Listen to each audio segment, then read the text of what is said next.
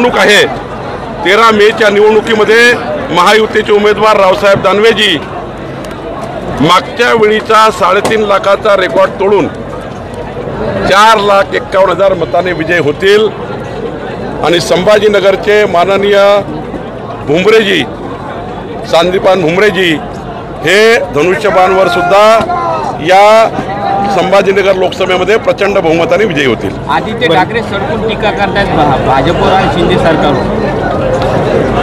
महाराष्ट्राचे लोकप्रिय मुख्यमंत्री एकनाथ शिंदेजी यांना निर्लज्ज आणि नीच म्हणणे ही महाराष्ट्राची जनता कधी सहन करणार नाही। आदित्य ठाकरेंनी त्यांना नीच आणि निर्लज्ज म्हटलं आहे।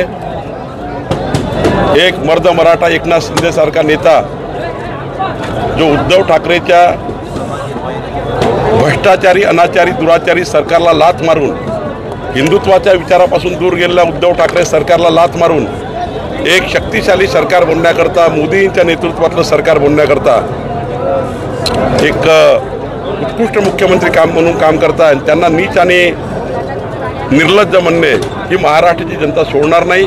आदित्य ठाकरे आणि उद्धव ठाकरेला सोडणार नाही आणि महाराष्ट्राचा जर उद्या सर्वेक्षण केलं, महाराष्ट्राचा जर विचार केला तर महाराष्ट्राच्यामध्ये या महाराष्ट्राचा सर्वात लायक नेता देवेंद्रजी फडणवीसजी असताना त्यांनाही अत्यंत खालच्या भाषेत उद्धव ठाकरे आणि आदित्य ठाकरे बोलतात आहे।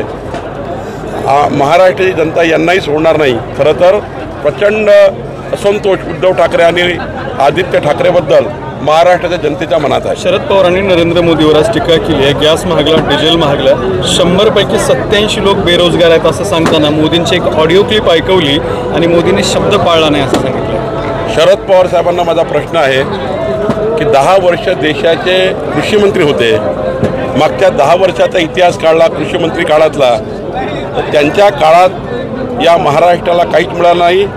जे काही या महाराष्ट्राला मिळालं ते मोदींच्या सरकारमधून मिळालं।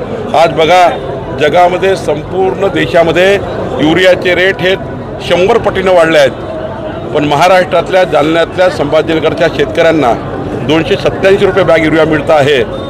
10 लाख कोटी रुपयाच्या वर सबसिडी मोदीजींनी युरियाला दिली आज, म्हणून या महाराष्ट्राच्या शेतकऱ्यांना आज युरिया स्वस्त मिळतो आहे, बी बियाणं स्वस्त मिळतं आहे। या महाराष्ट्राच्या शेतकऱ्यांना प्रचंड मोठी मदत केंद्र सरकारने केली आहे।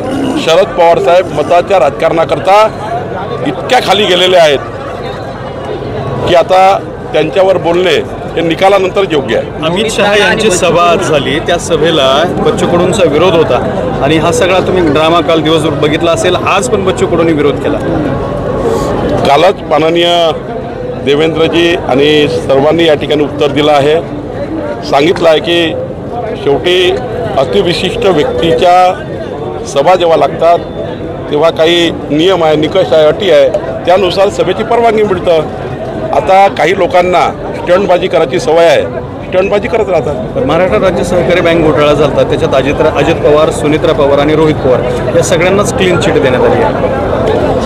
आता यामध्ये जेव्हा घोटाळ्याचे आरोप लागतात नंतर त्याची चौकशी होतं, चौकशीमध्ये जे काही झालं असेल त्याबद्दल राज्य सरकार सांगेल। आज सुद्धा नितीन गडकरींना भाषण करताना भोवळ आली, ही व्हिडिओ व्हायरल होती। खूप मोठी उष्मा म्हणजे मी जर आता पुषद आणि चिखलीला बघितलं तर खूप त्या ठिकाणी ऊन आहे, आज जास्त डिग्री आहे, त्यामुळं सफोकेशन आहे खूप मोठ्या प्रमाणावर आणि पेंडावर एखाद्या वेळी त्या ठिकाणी काय परिस्थिती झाली माहीत नाही, पण सफोकेशन आणि उन्हाची परिस्थिती फार वाईट आहे। एबीपी माझा, उघडा डोळे बघा नीट।